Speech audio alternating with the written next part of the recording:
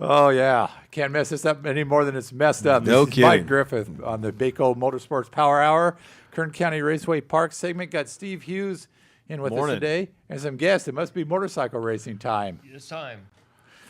So what's going on this weekend?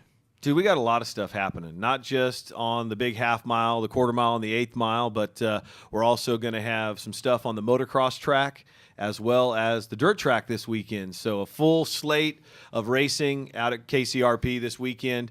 We'll have NASCAR twin 35-lap main events. We'll also have 4 divisions making their season debuts. So we've got second race for the NASCAR mini stocks, 4th race for the NASCAR late models, and then we'll have mini dwarfs, Inex Bandoleros, the 911 series, and Cal Spa's Saturday Night Supermoto. And there it is, Cal Spa Supermoto, and Rick Pierce is kind of in charge of that, right? That's what they say. That's what they say. Yeah, he's the man. So what are your roles on Saturday night for Saturday Night Supermoto, Rick? We got to get the pits going, get the grids up, get the practice going, and riders meeting, and then we'll start off with the heat races. What time heat race? 5:45, somewhere in that neighborhood. Generally, Okay. start main off events right. are what time? And main events start right after opening ceremonies, 7:15, somewhere in that neighborhood. Yep. So they'll kind of kick off the show on Saturday night for us with their main events. You guys will have 2 divisions, correct? And what are those divisions? We have the Sportsman Amateur Division, and we have an Open Pro, which they'll be shooting it out for $1,500 in cash for 12 laps of racing. Pretty nice. So this will Not- be not race bad. number 1 in a 5-race series for the Cal Spa Supermoto series. And about 5 races, Rick, you got to speak into that mic and get up a little higher there, but about 5 races back in the old Mace Marin days, about how many did you guys do? I think we did up to 7, but So- we had 2 last year, so this year we got 5. It's a good start, and maybe we'll add a couple more next year. Okay. And that kind of kicks off our Interstate 5 Moto Jam for this weekend. It kind of kicks off with the Cal Spa Saturday Night Supermoto. And then that's going to carry over into Sunday with our first motocross race out there at KCRP MX. So we're very excited about that. There's going to be some pre-registration and motocross practice on Saturday. We're hoping that those riders will stay and watch the NASCAR racing and the two-wheel action at the big track. And then on Sunday morning, get things rolling for our first motocross race there on Sunday. And about how many racers are you expecting for the motocross race?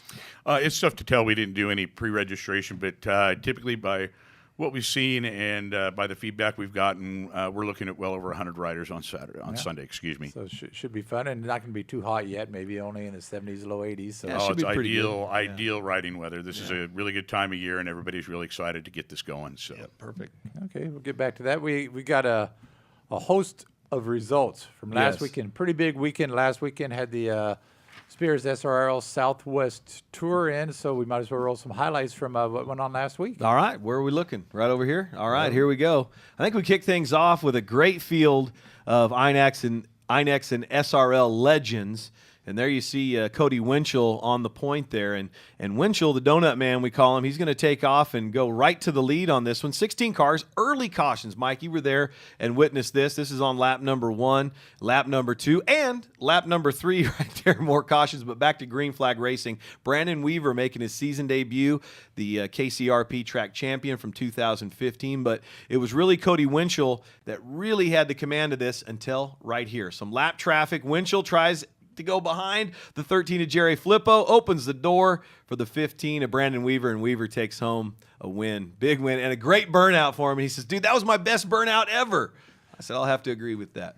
Spec Mods were up next. After the devastating crash, on opening night, we were happy to see 7 cars come on out and race here, but it didn't take long for that number 17 of the chainsaw, Johnny White, to move to the inside of Eric Bruss there and take over the lead.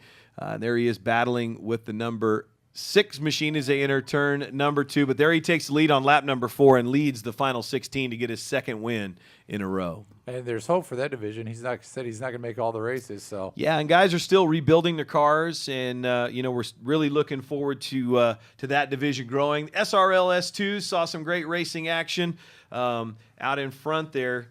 Man, you kind of threw this on me, Mike, and I'm searching for my paperwork now. Here we go. But there's the one there's caution one. with early leader, and our very own sports guy, Jason Galvin was racing in this race. He got a top 5, but keep your eyes on that 29 machine of Corey Elliott making a pass for the lead into turn number 3. And he's going to hang on for those last 15 laps out in front. And there he is, 15-year-old Corey Elliott getting the victory.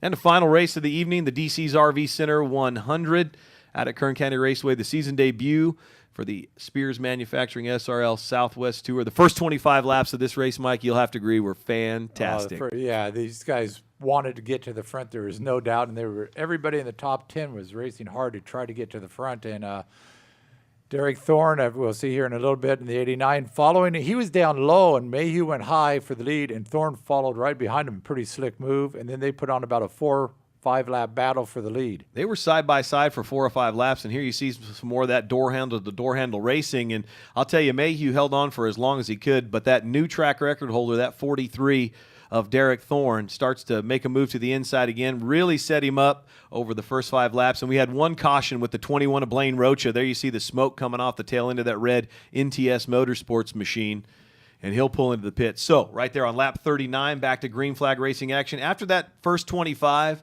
and Derek took the lead after that and really dominated the last 75 laps, and he finally gets the monkey off his back and gets a win at Kern County Raceway. Yeah, good for him. That's his 22nd career Southwest Tour race in 52 races. Yeah, so it's pretty amazing. He is pretty good when it comes to that. If he was batting in major leagues, he'd be in the Hall of Fame. We got the results here from the INEX Legends. We got Brandon Weaver, Cody Winchell, Timmy Mangini, Garrett Fine, Eric Olson for the top 5 there. Good, I think 16 cars in that division. Yeah, so great that was field good. that night. Anytime the SRL comes with their Legend division, we always have a great showing there and great racing. Yeah, and then Corey Elliott, as you said, he did a great job coming and taking the lead there. 15 years old, Dylan Gardner, Johnny Butler, Natasha Dodd, and then Nastasia Dodd. And then Jason Galvin, TV 17. He does a little bit of everything, so He good for him. certainly does. Very, very proud of him with a top 5 finish. And what a good job by Corey. And then Johnny White, as we said, he just rocketed away from everybody in that race, 2 straight.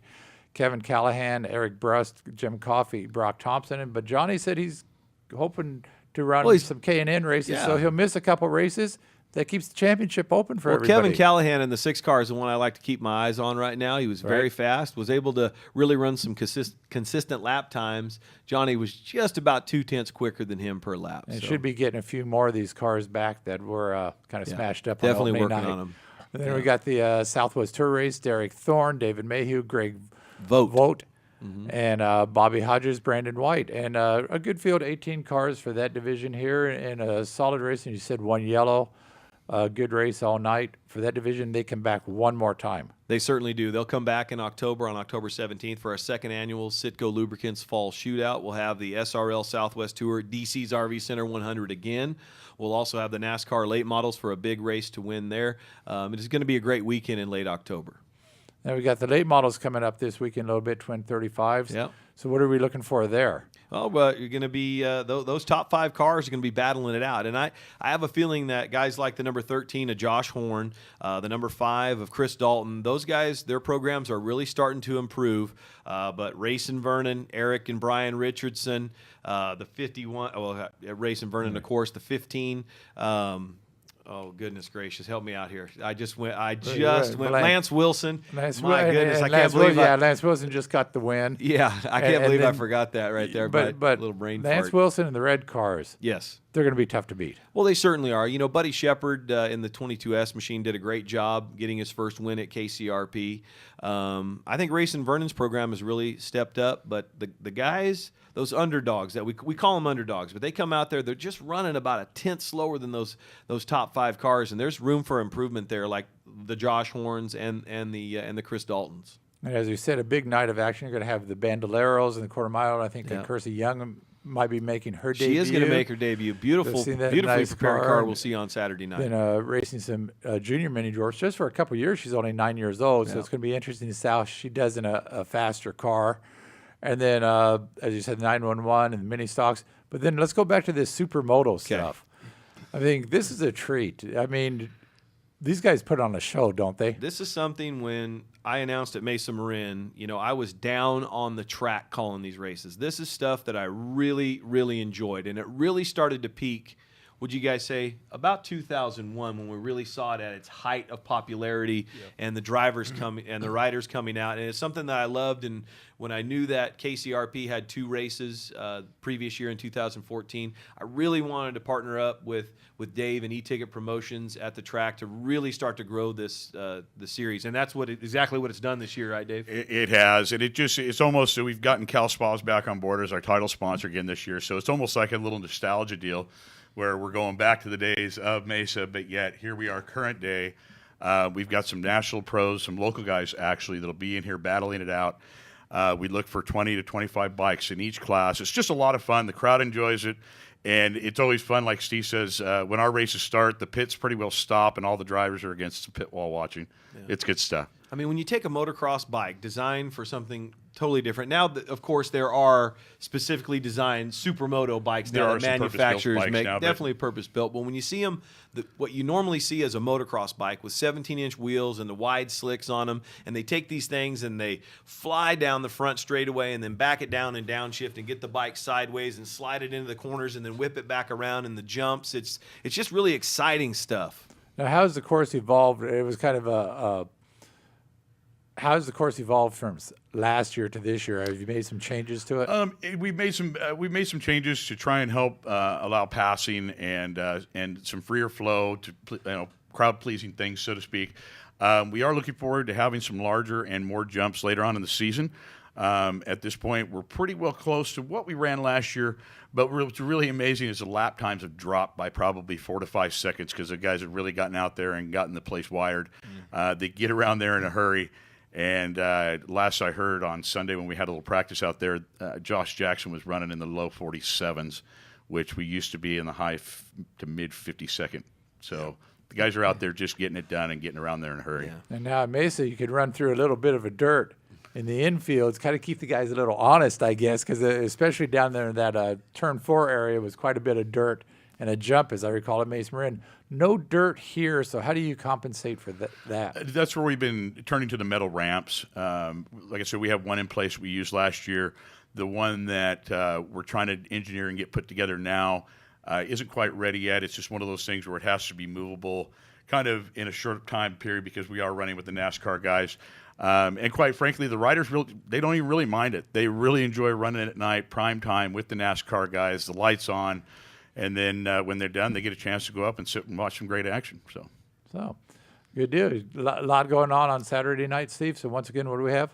Well, this Saturday night is going to kick off the Interstate 5 Moto Jam, which includes the Cal Spas Saturday Night Supermoto Series. Then we have NASCAR racing as well. So the NASCAR late model twin 35s, the NASCAR mini stocks, and then we've got the 3 other divisions that are making their season debut: the INEX Bandoleros, the junior and senior mini dwarfs, and the 911 series. So looking for a great, exciting Saturday night. We're going to roll that over into Sunday with the first race at our motocross track out there, kind of finishing up the I-5 Moto Jam. So we're going to invite you out on Saturday night, ask you to come back on Saturday to see some great dirt racing, and then some dirt practice on Sunday at our dirt track as well. So that's going to be open for practice as well, Sunday afternoon. So yeah, I'll start posting some stuff on Facebook as soon as I get done with the power hour today. There you have that. You can go out there, and if you don't know, the motocross track is just kind of northwest corner, northwest of turn 4. Yeah. And then the dirt track's pretty much just straight out of turn 3 and 4 right you there. Got it. So just go around like you would normally park for a race, and you're going to see, you can't miss motocross track. Nope, certainly can't. And then right off to your right-hand side is the dirt track there, and so